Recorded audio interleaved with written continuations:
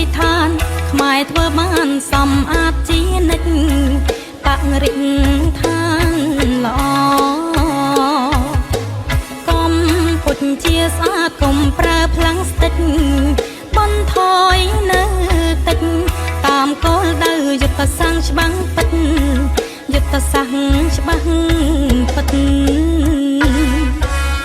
រដ្ឋមន្ត្រីបរិស្ថានបាននឹងកំពុងផ្សព្វផ្សាយអប់រំគ្រប់ទីសាធារណៈខ្មែរអាចធ្វើបានចូលរួមអនុវត្តឲ្យបានជាងលៀងជាតិមានវត្តកម្មបរិស្ថានស្អាតល្អគប់នេត្រាស្រង់ថ្លារីករាយក្នុង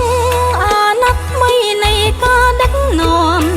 កម្ពុជាបន្តកសាងសម្បត្តិសំអាងទាំងផ្នែកទេសចរណ៍ខ្មែរអាចធ្វើបានសម្ដេចធិបតីថ្នាក់ដឹកនាំល្អទឹកចិត្តបវរស្មងសតាមលំអានសម្ដេចតេជោបិតាសន្តិភាព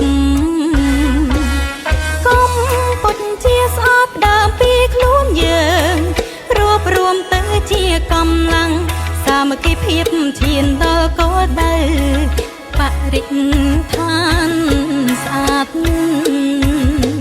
កម្ពុជាជាស្អាតដើមពីខ្លួនយើង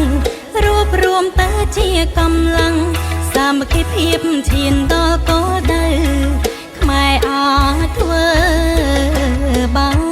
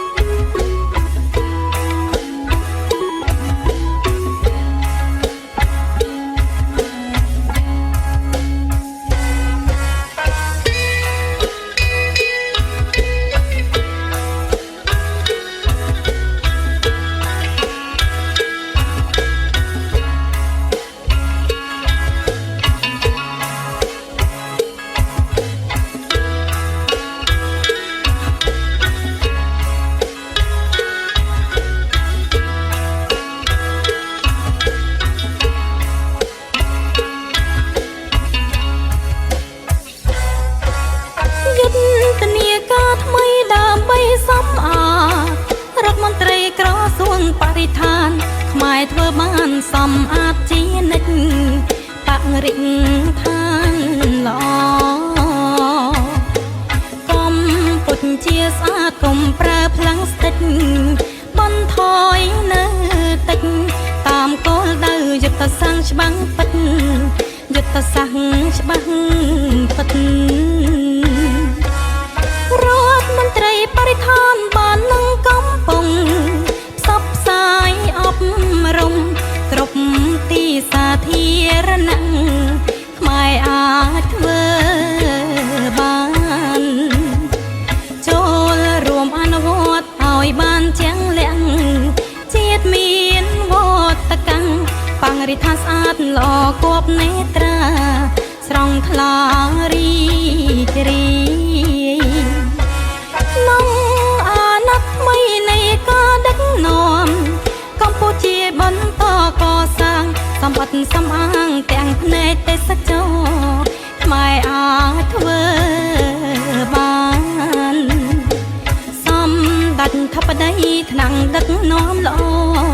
ទឹកចិត្តបវរស្មងសតាមលំអានសម្ដេចតេជោបិតាសន្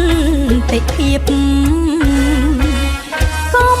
ពុតជាស្អាតដើមពីខ្លួនយើងរួបរวมទៅជាកម្លាំងសាមគ្គីភាពឈានដល់គោលដៅបរិស្ថានស្អាតកម្ពុជាជាស្អាតដើមពីខ្លួនយើងរួបរวมទៅជាកម្លាំងសាមគ្គីភាពឈានដល់គោលដៅខ្មែរ ធ្វើ